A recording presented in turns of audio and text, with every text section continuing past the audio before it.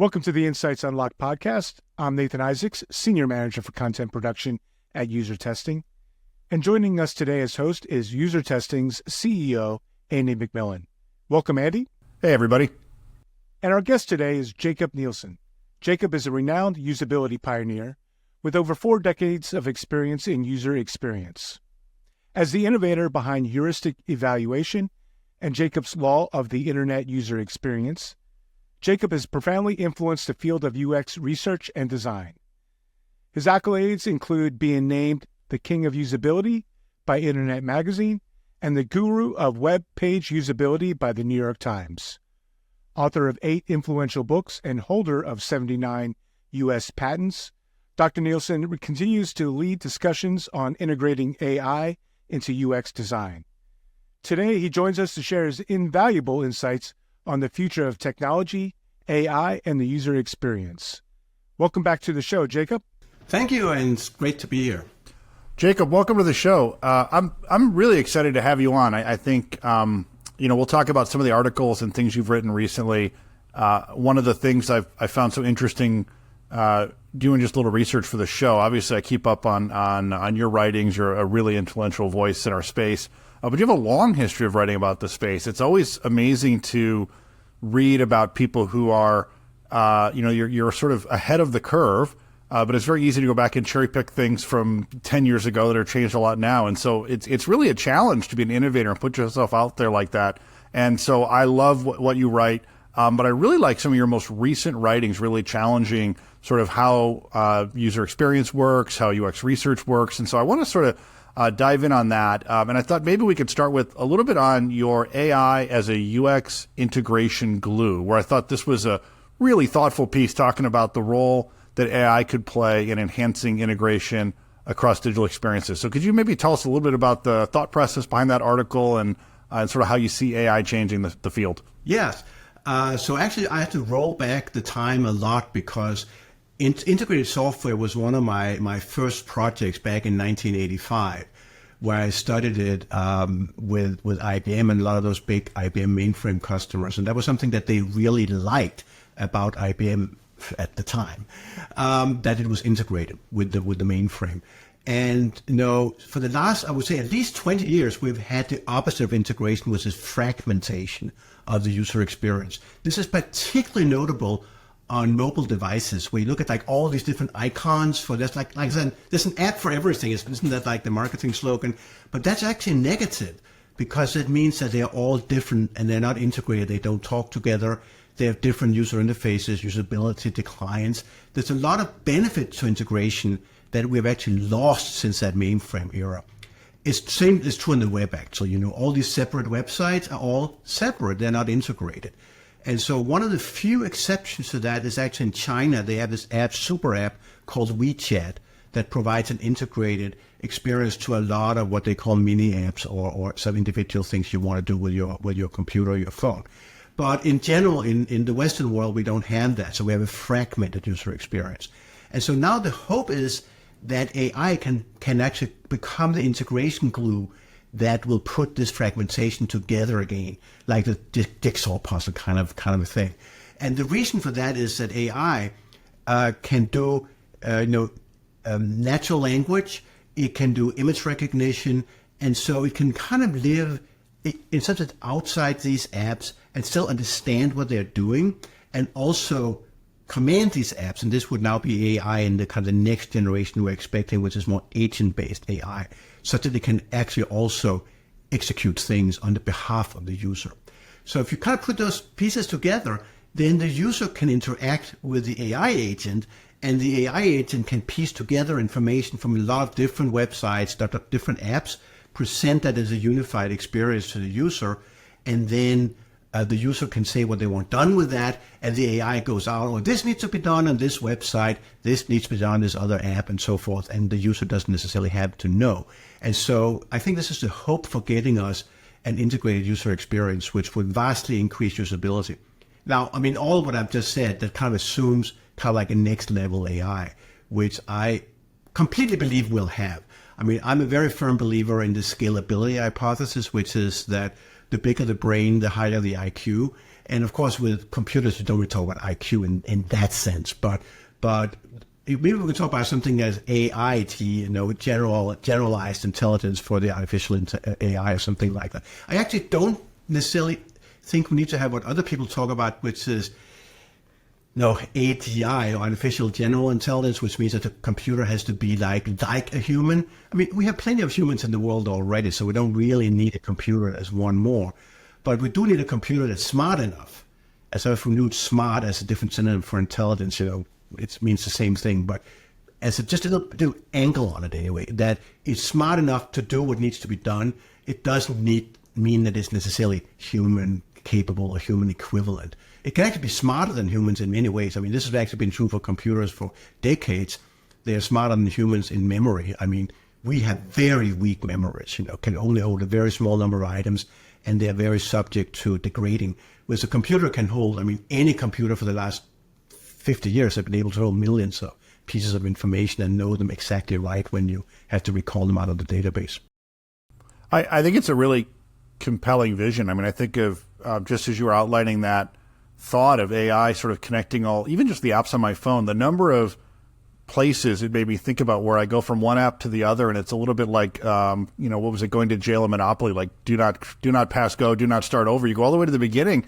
And I was just thinking last week, I was doing some research on some restaurants, and I was using a couple different apps. And I get all the way down to the one I pick. And when I said to the name of the pizza place into Google Maps, it picks a totally different place. And it's like, I've been on my phone looking at this pizza place for quite a while. It is sort of like we repeatedly start over. I think that's a really fascinating way to think about how AI could really pull those experiences together. So if I'm in the industry, if I'm a UX professional, a designer or researcher, how do you think about people in our profession approaching these kind of problems? Like, how do you think about maybe not being sidelined, but really engaging in this sort of new capability that was going to emerge into our marketplaces? I think that's super important. And I feel, to be honest, that UX has been a bit sidelined in the early development of AI here for the last few years.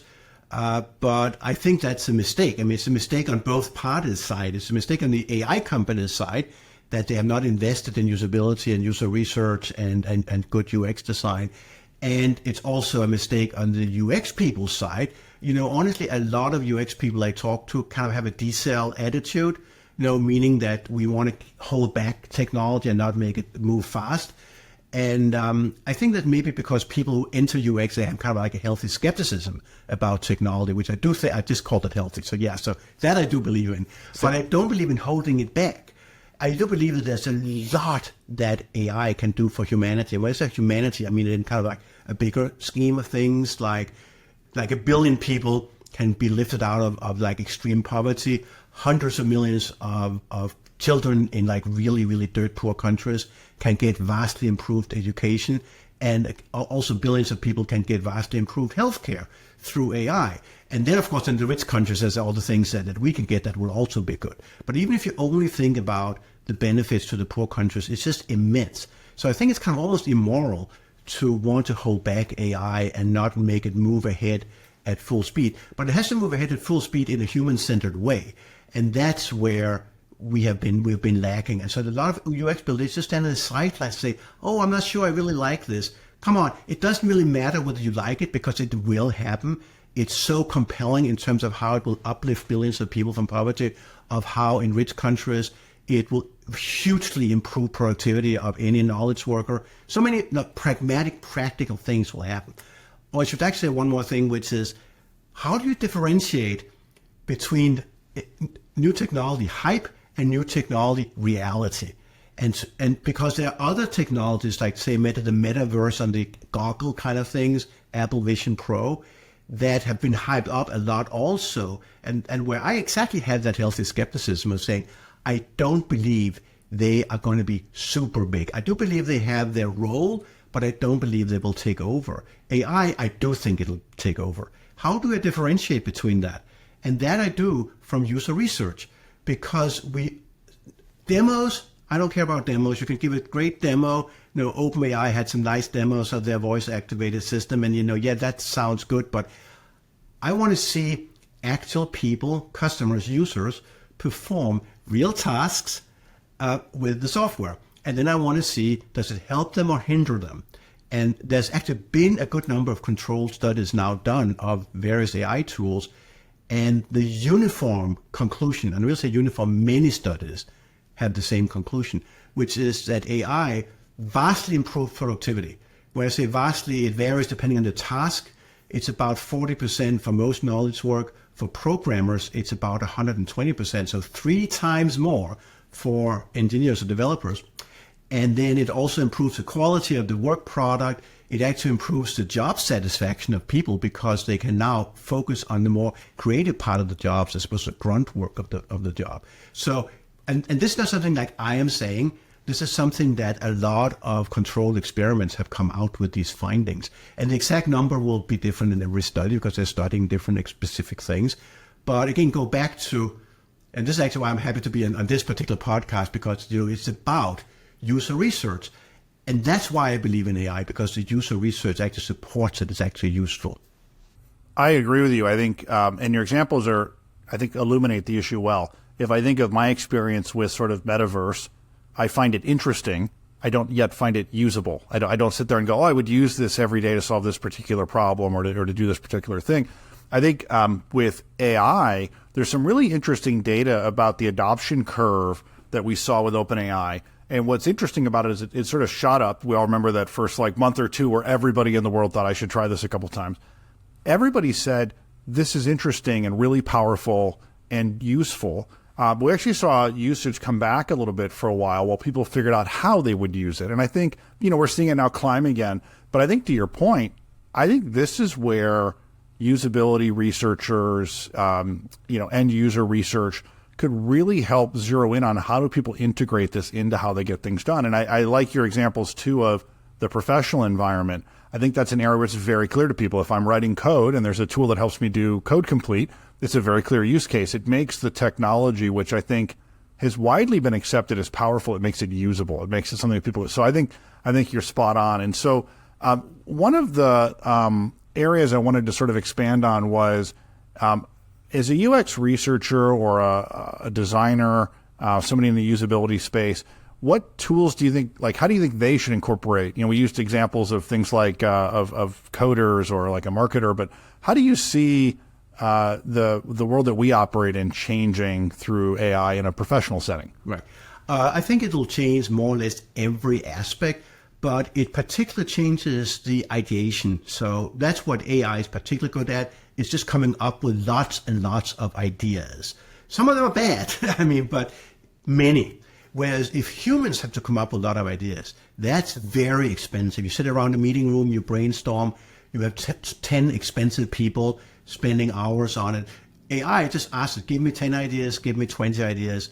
Ideation is free with AI. So just ask for as many ideas as you feel like having time to read, and then you pick the best one. And this is, again, I do believe in the synergy or collaboration between human and AI, because AI left to its own has a poor sense of, prioritization, but it's great at diversity, at broadening up, coming up with lots of different things. And so in the ideation stages, it works really, really well. It also can help in other types of analysis. For example, it can turn qualitative data into quantitative data by doing anything from sentiment analysis to count how many, let's say in some kind of customer feedback scenario, how many people comment on this versus that. Are they positive or negative in their comments? You can track that over time. And that's where it does not matter that it's not 100% accurate. Because if you have, let's say, 1 million customer feedback texts, no human is going to have time to read those anyway. So they'll just go by the wayside. That's what happens in most companies. They don't use all the tech support information to improve the product. And so a few of them will be misclassified. You're going to miss a few nuggets of information, but you're going to get so many that you never had before. And that to me that's another way I judge this. I do not judge it based on is it perfect or not. I judge it based on is it a help or an improvement? Is it better than what we had before? And to give a completely different example, we can look at the self-driving cars or AI-driven cars, right? And they will have accidents and they will not always work perfectly. But compare this with human-driven cars. Are they perfect? No. I mean, just in the United States alone, there are 40,000 people killed every year by human-driven cars. And so if AI-driven cars can, let's say, cut this to 10,000 people killed by year, okay, I can just see the headlines in the newspapers. AI cars killed 10,000 Americans last year, because they're always negative in the press and the media is bound to be negative. But the true story would be in that scenario, AI-driven cars save 30,000 people from being killed by human-driven cars. It's just that we don't know those 30,000 people who were not in an accident, because it's just going to be spread around the hundreds of millions of people who are in cars. But that would be the outcome, because it actually already now drives safer than a human driver. And the same is true for all these usability, user experience uses of AI. They're not going to be perfect, but they're going to be better than we had before. And that's the criterion, in my opinion. And so it will help basically every stage, but it will help more in the ideation stage. It'll help less, but some in various types of analysis stages. It'll help some in design. Well, a lot of design is ideation. So right there, it's going to be very helpful. We also have generative UI, which is a way that you can ask an AI to produce screens for you. Are those going to be the final screens you put into your application or your website? And maybe not, but it'll be a kind of a first step, and it's much more easier to edit or improve and tweak when you already have something. Or actually, you have 10 of them, and you pick the best one, and then you tweak that. And again, or synergy effect between human and computer, right? The two together are better than either one alone. And then, since now this is a user testing podcast, I do not believe there's almost only one thing I don't believe in for AI, and that is for it to actually substitute for the actual user, for the customers. I think that you can have an AI conduct, let's say, user testing, and it can do it in like 20 languages, no problem. I mean, I'm very big fan of international research, and this will be so much easier with AI either just doing it or translating a human, just type a simultaneous translation. You could drop the price of that to basically zero. So a lot of benefits there. But the one thing about user testing is the user, and there I don't believe, because we can have an AI that kind of simulates the user, but it's not going to be the user. It's not going to be the human or that customer. And so that's the one place I don't believe it. I think we still have to have user research use actual humans, actual customers. Right? This has been a point like for 40 years, right? User testing has to be representative users. It can't be like any random person. It has to be a representative customer of who's going to be the target audience. So you have to have that. But I don't believe the computer can be the target audience or that real customer, because people are just weird, right? They just do unexpected things. And one of my kind of principles is that if you do a usability study and you don't get any surprises, it shows you did the study wrong. Because there are always surprises in any good user research. I think that's really thoughtful. A couple of things to me stand out there. One is I think the surface area of how much user feedback and testing and AI input is massive. We think about the impact that we have today in user research. I always think every customer I meet, I've never been to a customer where I think, well, they've really overdone it on the user feedback. They should dial it back a bit. So I think if AI can help us be 10 or even 100 times more productive, I think the surface area is still that big. I think there's still that much need. And I think your last point really resonates with me. One of the things that we've been thinking a lot about is if you do enough user testing, yes, you could start to model assumptions or things you've learned. But what I'd like to do is think about more, how do I deliver those learnings maybe to a designer almost in real time? So the designer goes to do something you've tested with real people before. You move a button, and you want to be able to tell the designer, like, previously people had trouble finding that when it was over there. But you might still want to move it. You might still want to test it again with real people. When you get to the end of the process, get feedback, because things change. Like if you 10 years ago had put the menu behind 3 little lines in the corner of the screen, I never would have found it. But now that's where every menu is. Like things change. And so I agree with you. I think, we can learn a lot in models about how to not repeat mistakes, how to do what we know works now. But I still want to, in the end, put it in front of real people. Right. But one of the things AI can do actually is to just absorb large amounts of information and synthesize it and put it back out there in more digestible formats. And so, for example, again, going back to user research, I mean, if people write reports about their studies, this is very nice to do. But truth be told, usually you just sit on the shelf and they don't get used, let's say 2 years later. Oh, we did this 2 years ago. But if an AI has that entire library, it can absolutely spit it out. It can integrate it with the design system and produce right just in time information. So there's a lot of things it can do. But I think what your point was that there's so much more that could be done that are done now.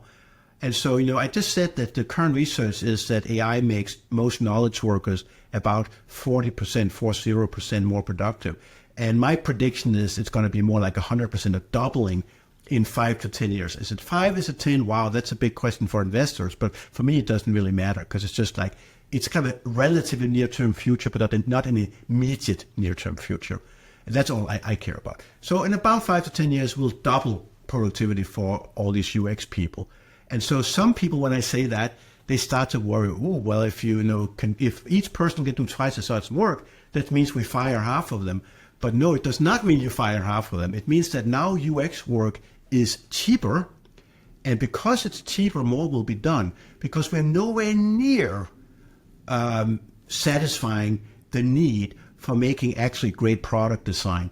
And so, doubling the amount of UX work, I actually think it's going to be much more than doubling when the price comes down. I actually still, my entire career has actually been based on what I call discount usability, trying to make it cheaper and cheaper and cheaper. And the more we make it cheaper, the more it's used. And I think this is just the next generation, the next level of that, of cutting the price in half again. Actually, I think it's going to be cut in by more than half. Because if you can have so right now I'm just talking about individual UX professionals, but actually work is done in teams. And so if you have a team, this was a little bit what you were hinting at with kind of better communication and all of that. If the team can be smaller because each person is more powerful, that means that you cut a lot out. You cut a lot of management overhead out. You do not need like a VP of design. You don't need like the director. You just need like a 10-person team with one manager. A lot of expensive management goes out the door. This is what I call pancaking. You're kind of flattening out the UX field. But you're flattening it out not just by cutting the top, but also by broadening the base layer. So you cover more. And so that broader coverage, because of added efficiency and cheaper cost, more companies can afford it. And so I really believe, one thing I'm very strong believer in is actually small, super efficient teams because of their augmentation. Augmentation was Doug Engelbart's idea. There's a guy who invented the computer mouse. But his main point was augmentation. And when we can augment individuals, we can also augment teams.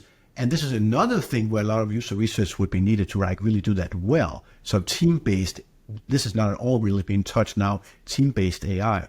But I'm a strong believer in that as well. So the teams are just not going to be like just twice as effective, but maybe 10 times as effective. So what used to take like 100 people to do a product, maybe it's now 10 people. And that means not again that we fire 90% of the people and just do the same software we always did. There's endless need for a lot of new things. Now, software is eating the world. That was kind of Mark Andreessen said this many years ago. And he was absolutely right. But it hasn't eaten it all yet. It's only had breakfast so far, I would say, in that analogy. So there's a much more to be done. And in particular, there's much more to be done by not just cranking out more software, but producing more usable products. And so, yeah, I have no fears about unemployment based on these productivity improvements. I think on the contrary, it will mean a bigger investment and bigger, a number of people worldwide. I mean, not only in sort of the traditional countries, United States, Western Europe and all that, but worldwide. I mean, I actually see this, I have an email newsletter and I have subscribers for about 130 different countries. It really is worldwide. And it's going to get more so. So that's my kind of take on the future is vastly more UX work. And therefore, finally actually realizing what was always my ideal and my vision and my hope was that technology would adapt to humans. Humans would be empowered by technology we've scratched that surface, but we haven't really achieved that goal yet. It's still much too complicated for most people. Now, we have to remember that I think everybody who's listening or watching for this podcast, you're probably all much above average in both IQ and technology skills, and particularly knowing about kind of UI elements and UI design. So this is one thing I think is one of my, maybe on a personal level, has been one of my benefits from being a usability expert for these many years, is that when I encounter some terrible design, which is too often, I kind of almost like I know how these guys made it wrong because I know all these design mistakes. So I'm a little bit better able to overcome these design flaws than kind of the average person is. But of course, we want to design for the broad audience, not just for like a few elite experts. I think that's right. And I would maybe hypothesize as well that I think your thesis on sort of pancaking and sort of changing the cost structure, one of the inflection points that I don't think our industry has hit yet is where something becomes cheap and easy enough, commoditized essentially, as you write in one of your articles, that I don't hesitate at all to put it in a process or to put it in the critical path.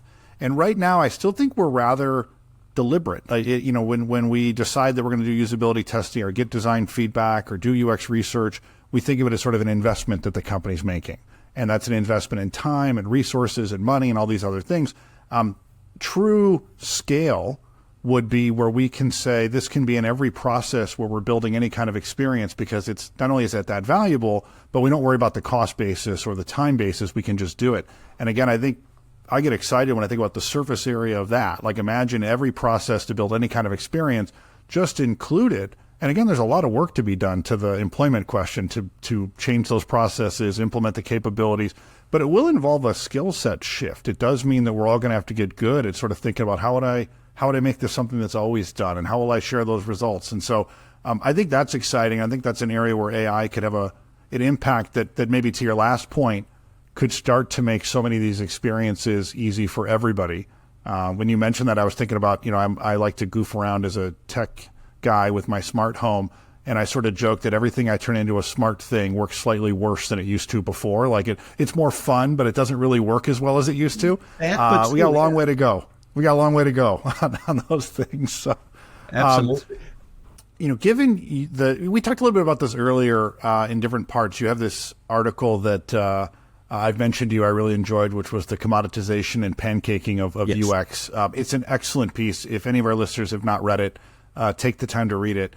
But in that article, it is on one hand about sort of the changes we're going through as an industry, but I think on the other hand, it sort of speaks to what you should be doing if you are a UX professional today. So what advice would you give to UX professionals trying to navigate their careers in this sort of changing environment, in this sort of flattening environment? What advice would you give to them to sort of maximize their opportunity? Well, I mean, again, I think you should accept how the world is evolving and find your best place in that rather than resist it.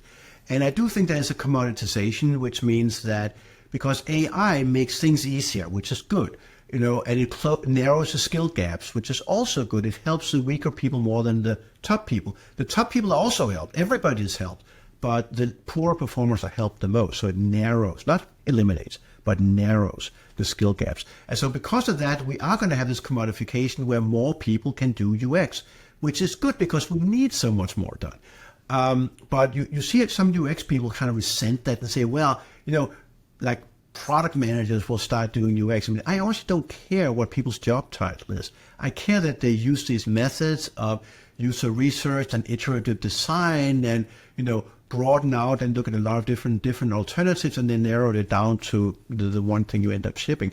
That's what I care about. I don't care about their job titles. And I do believe that it will be more distributed than it was in the past. In the past, we saw a lot of the teams, UX teams, that in the beginning were small and then they were growing. And that also meant there were growing management levels, which are very expensive, and bureaucracy, which holds everybody back, and it moves more slowly and is ponderous. And I think all those things will go away and we'll start having very, very efficient product teams, quite likely very small product teams that can accelerate immensely how fast they ship. So I think that we will be moving at a much faster pace because it's almost like we're all going to get some level of superpowers. It's kind of like that. That's an analogy. And so a small team of like superheroes is kind of like the Justice League or the Legion of Superheroes from, at least from my childhood anyway, when reading these superhero comic books. It's that type of thing. If you ever read any of those comic strips, it was always like, we'll get like a team of like 3 superheroes together, and they're going to go out and fight some villain, because each of these superheroes have like some good things, and then they have like some weakness. They always have a weakness, or there wouldn't be a good story about it, right? But you put 3 superheroes together, and they are now can win. And I think it's going to be the same here. You have a small, high-powered team that are going to go and like just steamroll and get it out the door. And so that would be my advice: is try to get on some of those fast-moving, very high-efficient, very empowered, augmented, accelerated product teams. Don't assume that your career path is the climbing of the corporate ladder, and you're going to get like the manager and the director and the senior director and the VP and the senior VP. And to be honest, that's in any case not really a realistic career path for most people, because if you have a senior VP in charge of 100 people or something like that, only one of the 100 people can be the big boss of the 100 people department. But you can become a super expert or superhero in my analogy there. But you can really, really empower yourself and become better, and also specialize in some kind of, for example, domain specific, like well, a very simple example would be banking, but there's, I think, more narrow areas will actually be better. But you can become really an expert in how to ship in that area. And then you can actually have a very broad skill set, because that's again what AI enables, is that it allows people to be, kind of like almost like amateurs. And some people call this democratization of UX. I actually don't really like that word, because it's not a matter of who gets the most votes. I mean, design is like who is right, not who has the most supporters. And so that's why you do the research. The research provides us with a way of knowing what's right or wrong. So it's not really democracy as such, but it is the ability of more people to do it. And so that I call amateurization. I really like that point in the article on amateurization as well. I've joked internally here at User Testing to not use the democratization term. We don't go to other departments. We don't say to the head of finance, we're going to democratize finance. And everybody, nobody wants that. But we do go to the head of finance and say, we're going to have everybody be empowered to submit their expense reports a bit better, right? So the idea that, that doesn't make everybody a professional CFO, but it does mean like I can submit my expense reports, right? So the idea that you can support amateurs in a way that you could help them be successful, get some of that intuition, some of those insights. I really like that part of the piece. I thought that was extremely well thought out and put together. And so maybe the last thing I'd like to ask, it's a little bit, usually in the show, I ask people, where else can people learn more about you or read what you're writing? This is a little bit strange because I feel like you're like the godfather of UX. And so our audience, if none of them are following you, it's a little bit like meeting somebody at the basketball court and saying, have you ever seen videos of Michael Jordan? Like, it's kind of a weird thing. But in case there are anybody out there that doesn't follow you today, where's the best place to read the most current stuff that you're writing, where to follow you? Where should they do that? Yeah, so I actually started a new website about a year ago called UX Tiger. So I'll show you this is the one piece of UX Tiger swag in the world, because it's it's a one-person website. But that's why I write these days. And then I also have an email newsletter, which would be my main recommendation, is to subscribe to that newsletter, because every week it just comes in your inbox. And of course, the subscription thing that is at the bottom of the UX Tigers page. All right. Well, thank you. I absolutely loved this conversation. It was a real pleasure and privilege to have you on the show today. So thanks for spending some time with us, and thank you for all the contributions you make to our industry. I really appreciate it. Well, thank you so much. And you guys are doing a great job as well. So I think we are in business, but great show. Thank you so much.